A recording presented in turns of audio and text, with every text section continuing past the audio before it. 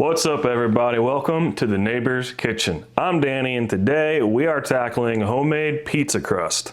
It's gonna be awesome. This recipe is for everyone. So if you're just starting out and you may be getting to learn how to bake, it's just a couple of ingredients and you can see today we're actually just gonna use regular hand tools, no mixer. And if you are a seasoned baker and have the nicer tools, you can convert this recipe to using those obviously, and you still have a really good pizza crust at the end of the day, so that's cool. So without any further ado, hey, come on, let's get cooking.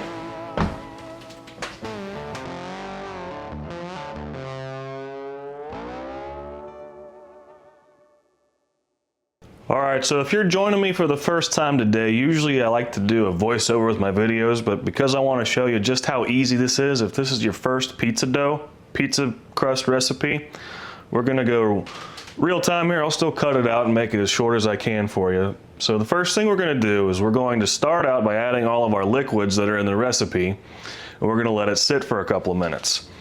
So with yeast, you have to be real careful.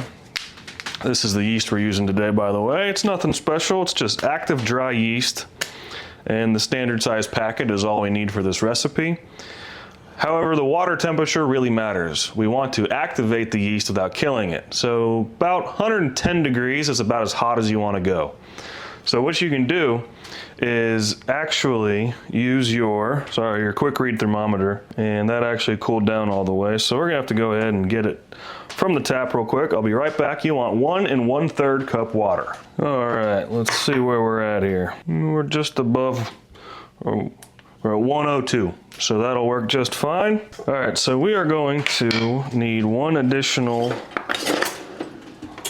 tool. We need a whisk. Here's our 1 1/3 cup warm water, no hotter than 100 degrees. We're gonna put in our yeast. This is what it looks like. Our yeast needs something to eat, so it's gonna get 1 tablespoon of granulated sugar. And then we're just gonna gently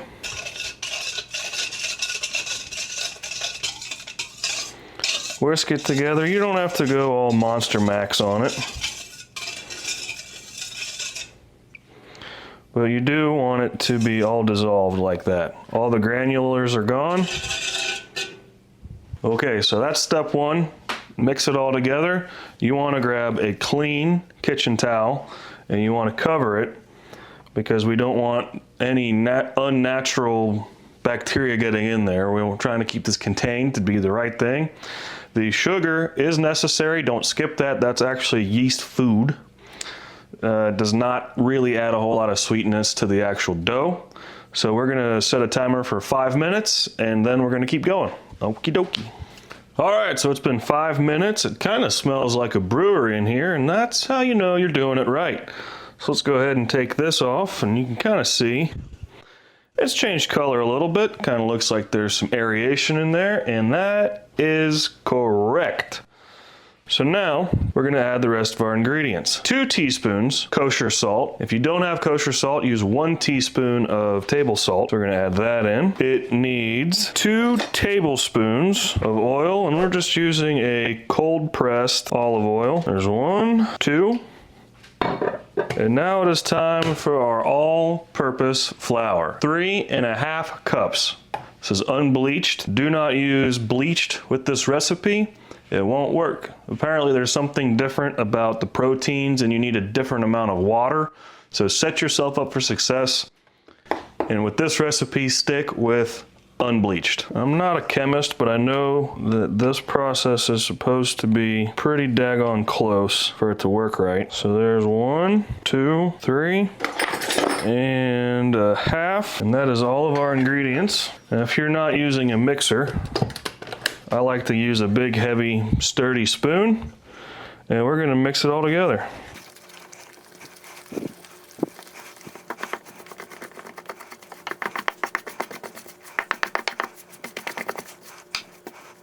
And once you get to the part where it's kind of all you can do with the bowl and a spoon. So I've already cleaned my countertop, You want to be sure that you are working with a clean countertop, obviously.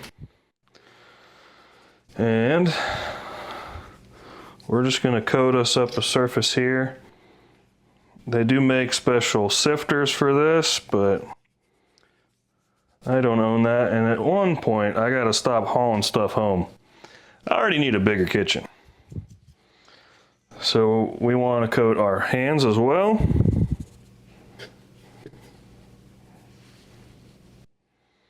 And, whoa, I made a big giant mess. We're gonna start kneading it. And just try and, if you start getting stuff on your fingers like that, you just gotta make sure that all your surfaces are made up. Man, I made a mess there. You guys didn't see that. We're just gonna fold it over and kind of using the heels of your hand, I push it in every direction. No, this isn't perfect, but it works. Oh, hey, I screwed up my camera angle and we don't have a great shot for hand kneading dough. And that's okay, because I'm actually not the best at it. But if you don't mind, in the comments below, please let me know if you'd like me to do more research on this. I'll do the practice, I'll do the work, I'll put in the time, and we will do another video on this if you like. You just gotta let me know. So basically what I'm doing, and this is very rudimentary because this is only my third or fourth time doing this recipe, and with just floured surfaces, both the countertop and my hands, I'm kind of using the heels or the palms of my hands, and I'm pushing it in all directions and folding it, and this is just to kind of stretch out, I think it's the glutens or the fiber, I'm not real sure on the science of this, but the recipe says to do this for about 5 minutes, so I do it for about 5 minutes, and then afterwards, well, let's jump back to the video that I do have. Thanks, guys. And with the clean bowl,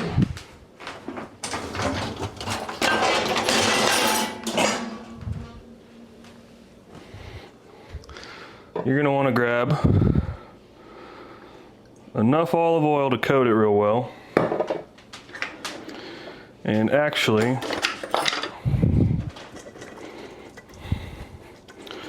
we're gonna paint it up the walls here. This is gonna rise a little bit, so you wanna plan for that.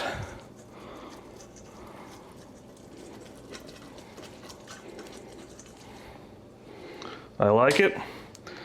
Take your pizza dough and place it in your fresh bowl, and with your clean towel, this is not the one I washed my hands with, you're gonna go ahead and cover it and let that stand on the counter for 2 hours. So I'm gonna clean up my mess. I'll see you guys here. And so we are 1 hour into it. You wanna see how much it's risen?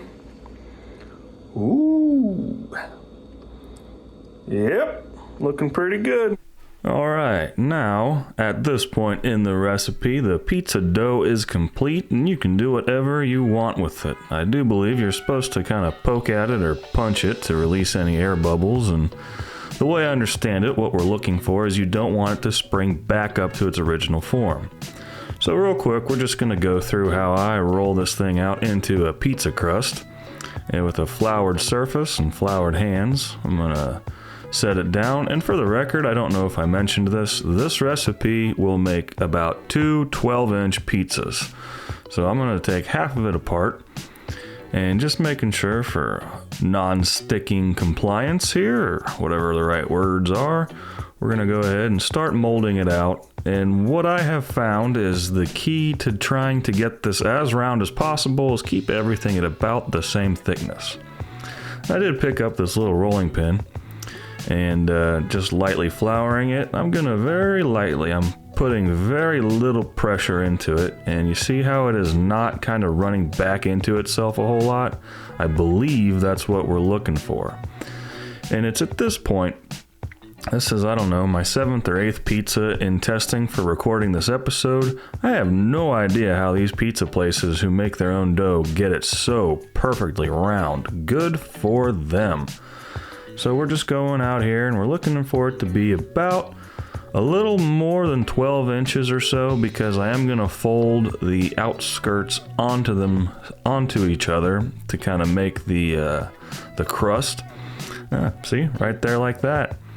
And we're looking for uncooked about 1/2 inch thick, maybe a little less all the way through. And I just kind of go ahead and do this. Like I said, this video is meant to inspire you to try new things at home. This is me being straight up honest with you guys. I'm trying something new myself. As always, any suggestions are welcome in the comments section below. And we're just kind of going through here and fine-tuning it. And how bad do you want to stuff cheese in that? I kind of want to stuff cheese in that. And just doing my thing here. And as I said earlier, this recipe yields 2 pies, so with my leftover pie that I'm not going to use right now, I'm going to wrap it tightly in some plastic wrap and put it in the freezer. When I am ready for it, I will let it thaw out in the fridge for about 8 hours or overnight, and then let it come up to room temperature on the counter before I roll it out into a pizza crust for, you guessed it, pizza. Well, there you have it. It's nothing fancy. By no means am I a baker, but I am trying to get a little better at it. This recipe really helped me start. I felt comfortable doing it. I've tried it a few times and I get better every time. So I hope that this video inspired you to try this at home. Try other recipes. This is way easier than I thought. As you can see, I don't have any specialty tools, but here we go. I got my pizza crust and I got another one in the freezer for later. We're not cooking a pizza in today's video. You got to make sure that you are subscribed, because next week we're going to make this pizza up and we're going to cook it on the pellet smoker on a cast iron pizza pan. So make sure you stick around for that. Guys, thank you so much for hanging out with me today. Until next time, be well. I like that campground a lot, man. Pretty bad. Oh yeah, I like it. I mean, there ain't nothing. No, it's quiet. And that little spot, I liked that little spot I had. Yeah. And then I didn't. I liked the spot. The area.